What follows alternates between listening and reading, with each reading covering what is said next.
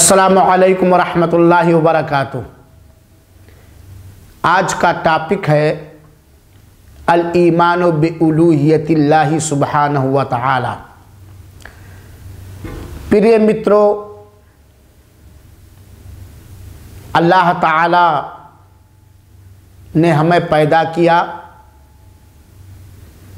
हमें जन्म दिया और हमारे जन्म का उद्देश्य क्या है, मकसद क्या है, इसे भी अल्लाह ताला ने हमें समझा दिया। अल्लाह ताला ने सूरह दारियात में फरमाया है, वमा खलक़तुल जिन्न वल इंसा इल्ला लियअबुदून। हमने सारे मनुष्यों को, सारे जिन्नातों को मात्र इसलिए पैदा किया है कि वो केवल मेरी ही इबादत तथा मेरी ही उपासना करें। अल ईमानु बिउलूहियतिल्लाह, अल्लाह ताला की उलूहियत पर ईमान किसे कहते हैं। हम इस सभा में ये समझाना चाहते हैं, अल्लाह ताला की उलूहियत पर विश्वास तथा ईमान का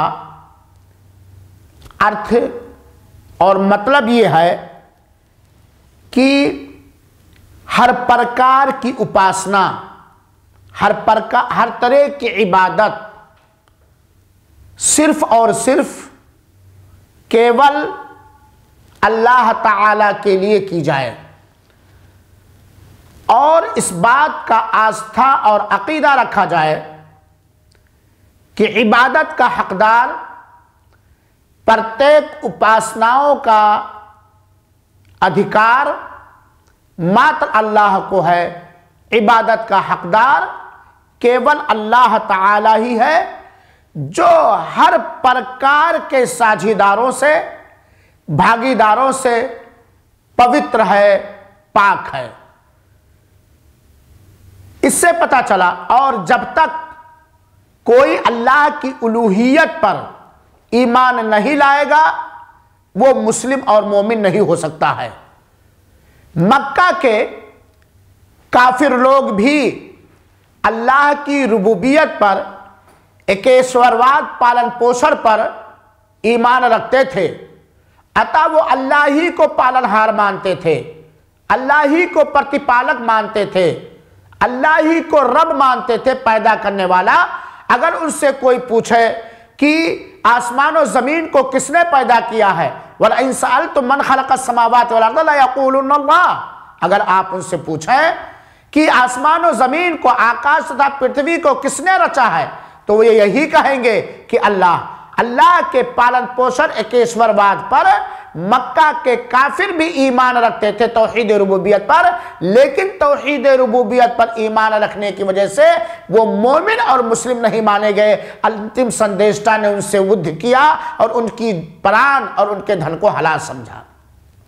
सारे संदेष्टाओं ने आदम अलैहिस्सलातु वस्सलाम से लेकर अंतिम संदेष्टा मोहम्मद सल्लल्लाहु ताला अलैहि वसल्लम तक सारे नबियों ने, सारे रसूलों ने, सारे संदेशताओं ने तौहीद उलूहियत का निमंत्रण दिया और दावत दी कि हर प्रकार की इबादत और उपासना मात्र अल्लाह के लिए हो और उस प्रकार हो जैसा वो पसंद फरमाता है।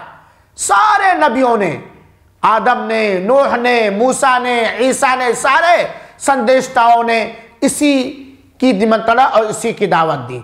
और अल्लाह ताला ने आकाश बनाया, पृथ्वी बनाया और इसके अंदर नाना प्रकार की वस्तुओं को रचा मात्र इसलिए कि सारे के सारी रचनाएं, सारे के सारे मखलूक मात्र अल्लाह ही की इबादत करें। आसमान को इसीलिए पैदा किया गया, जमीन को इसीलिए बनाया गया कि ला इलाहा इल्लल्लाह, कोई सत्य उपास नहीं, कोई सत्य पूजनीय नहीं, मात्र अल्लाह के।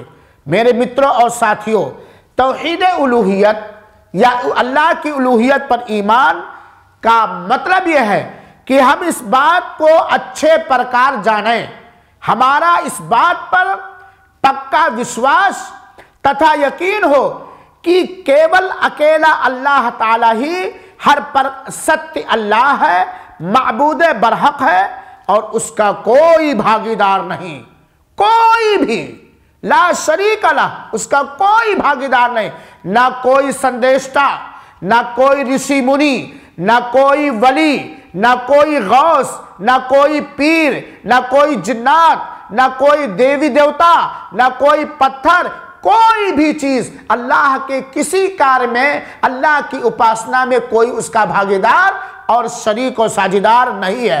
अल्लाह ताला अकेला है, अल्लाह ताला अकेला है, हर प्रकार की इबादतों और उपासनाओं का वो मुस्तहिक तथा हकदार है और वही अकेला अल्लाह ताला पूरे विश्व का प्रतिपालक तथा पालनहार है।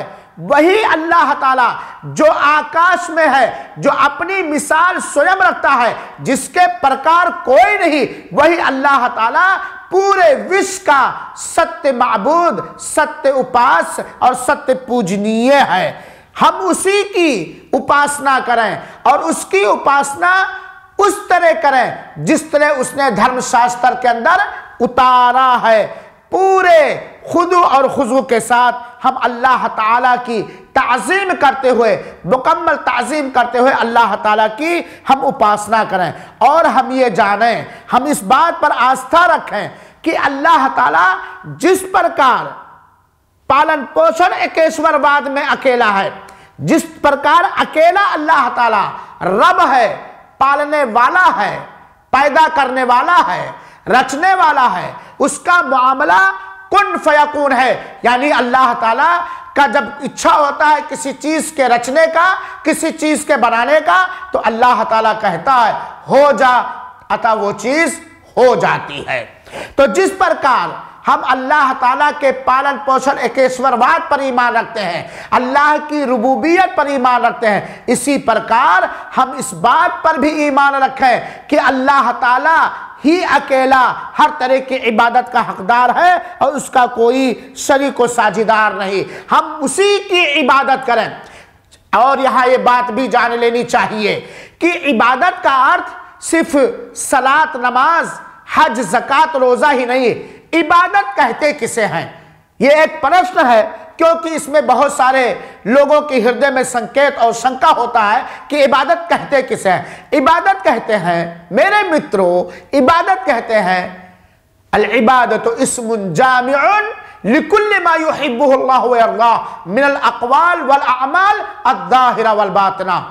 इबादत कहते हैं हर वो बात, हर वो काम, चाहे वो जबान से हो, चाहे ऊपर से हो, चाहे हृदय से हो, हर वो काम, हर वो बात, जाहिरी व बातनी, जिसे अल्लाह ताला पसंद करता है, जिसे अल्लाह ताला पसंद करता है। अतः रास्ते से एक कांटेदार चीज को हटा देना ये भी उपासना है। नमाज एक उपासना है, रोजा, हज, ज़कात, सदक़ात व खैरात, दान और पुण्य ये उपासना है। दुआ भी इबादत है, दुआ भी उपासना है। नज़र नियाज भी ये उपासना तथा इबादत है। फरियाद करना भी इबादत है। मुश्किल कुशा किसी को मानना ये भी इबादत है। तो हर वो कार्य, हर वो बात, हर वो अमल जिसे अल्लाह पसंद करे वो इबादत है। इससे पता चला कि हर प्रकार की उपासना तथा इबादत मात्र अल्लाह के लिए होनी चाहिए, क्योंकि सारे रचनाओं की उपासनाओं का अधिकार अल्लाह को है, वही इसका हकदार है। और अल्लाह की इबादत में, अल्लाह की उपासना में किसी को भागीदार और शरीक व साझीदार नहीं करना चाहिए। अल्लाह ताला ने शुभ कुरान में फरमाया, शुभ कुरान में अल्लाह ताला ने सूरह हज की आयत नंबर 62 के अंदर फरमाया, जरा गौर से सुनेंगे। दालिका बि अन्नल्लाह हुवल हक, दालिका बि अन्नल्लाह हुवल हक व अन्ना मा यदऊना मिन दूनिही हुवल बातिल व अन्नल्लाह हुवल अलीयुल कबीर। सुभान अल्लाह। इस आयत का अनुवाद ध्यान से सुनें। अल्लाह ताला ने शुभ कुरान में, कुरान करीम में फरमाया है, और अगर एक विमुस्लिम, एक हिंदू या गैर मुस्लिम कुरान पर विश्वास नहीं रखता, यह अलग बात, लेकिन मैं इस संसार के, विश्व के सारे मुस्लिम समुदाय से यह कहना चाहता हूं कि ऐ मुस्लिम समुदाय, तुम इस बात पर आस्था रखते हो, अकीदा रखते हो कि यह कुरान अल्लाह का कलाम है, जिसमें कोई हेर फेर ना हो सकता है, ना किया गया है। अल्लाह ताला ने इस कुरान में फरमाया है, ज़ालिका बिअन्नल्लाह हुवल हक़, अल्लाह ताला ही निसंदेह, यकीनन अल्लाह ताला ही सत्य है। यानी सत्य भगवान, सत्य अल्लाह, अल्लाह ताला ही है। व अन्ना मा यदऊना मिन दूनी, और अल्लाह के अतिरिक्त जिसे भी लोग पुकारते हैं, अल्लाह के अतिरिक्त जिससे भी लोग मांगते हैं, अल्लाह के अतिरिक्त जिसको भी मुश्किल कुशा, दुख दूर करने वाला, आवश्यकता पूरी करने वाला मानते हैं, हुवल बातिल, वो असत्य है, वो झूठा है, वो बातिल है, वो गलत है। और सुनो, व अन्नल्लाह हुवल अलीयुल कबीर, निसंदेह अल्लाह ताला ही सर्वोच्च महिमा वाला है। अगर कोई सर्वोच्च महिमा वाला है तो वह मात्र अल्लाह ताला है। और अल्लाह ताला ने दूसरी जगह फरमाया, कुल इन्ना सलाती व नुसुकी व महयाया व ममाती लिल्लाहि रब्बिल आलमीन ला शरीका लहू व बिदालिका उमिरतु व अना अव्वल मुस्लिमीन। इस आयत का अनुवाद जान लीजिए। कुल आयत, अंतिम संदेश आप कह दीजिए, इन्ना सलाती, हमारी नमाज, वो नुसुकी, और हमारी सारी उपासनाएं, इन्ना सलाती व नुसुकी व महयाया व ममाती, हमारा जीवन और जीवन के सारे कार्य, हमारे अमृत और मृत के बाद सारी चीजें, लिल्लाह, किसके लिए है? अल्लाह के लिए है, जो सारे संसार का पालनहार है और उसका कोई शरीक व साझीदार नहीं है।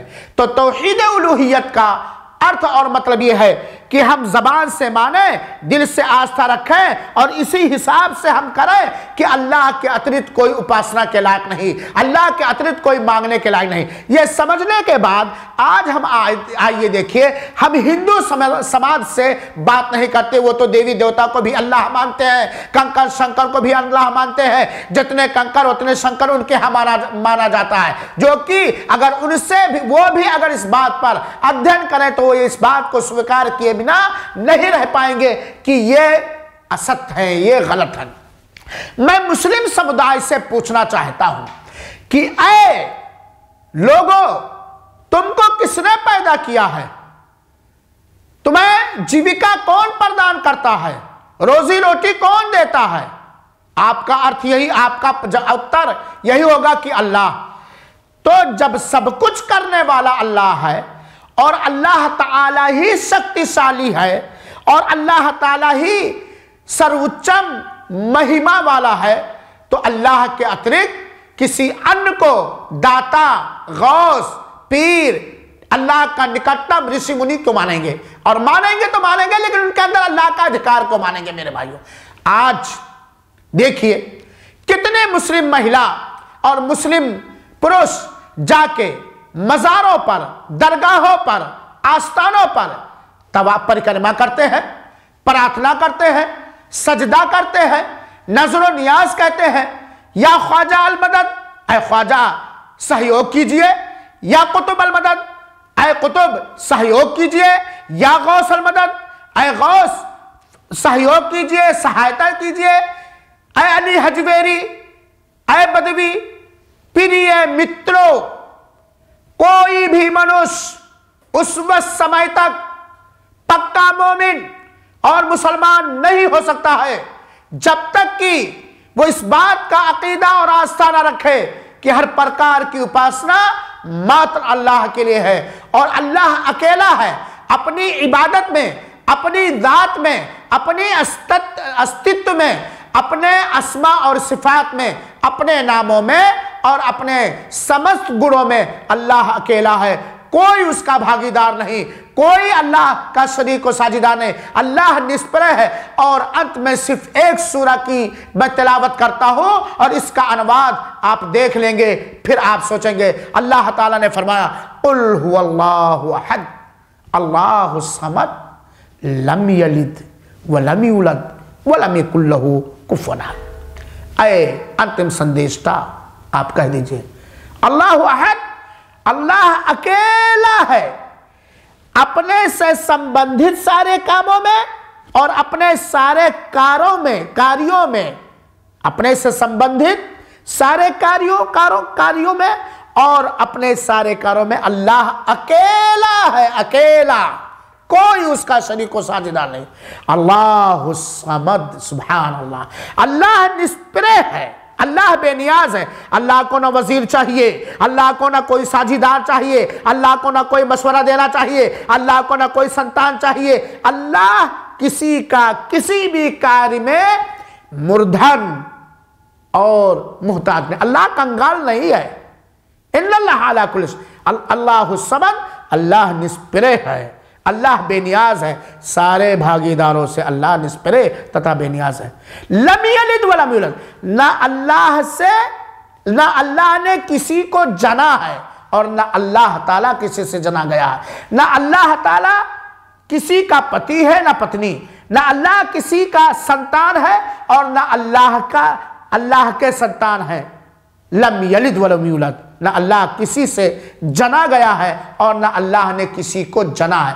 वलम यकुल लहू कुफुवन अहद, उसके हम पल्ला, उसके बराबर कोई नहीं है, उसके हम पल्ला, उसके बराबर कोई नहीं है। न कोई संदेशता नबी, न कोई वली या ऋषि मुनि, न कोई देवी, न कोई देवता।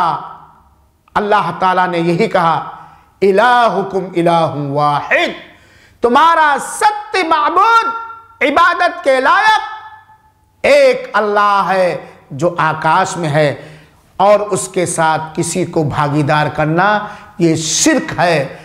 और शिर्क करने वाला सदैव, अगर शिर्क पर मरा तो सदैव नरक में रहेगा। अल्लाह ताला से हमारी यही प्रार्थना है कि अल्लाह ताला हम सारे लोगों को अल्लाह की तौहीद उलूहियत, तौहीद रुबूबियत और तौहीद अस्मा व सिफ़ात को अच्छे प्रकार समझने की तौफीक तथा अवसर दे और उसी की चाहत अनुसार पूरे जीवन हमें जीने की तौफीक दे। आमीन। व सल्लल्लाहु वसल्लम अला नबीना मुहम्मदिन सल्लल्लाहु अलैहि वसल्लम।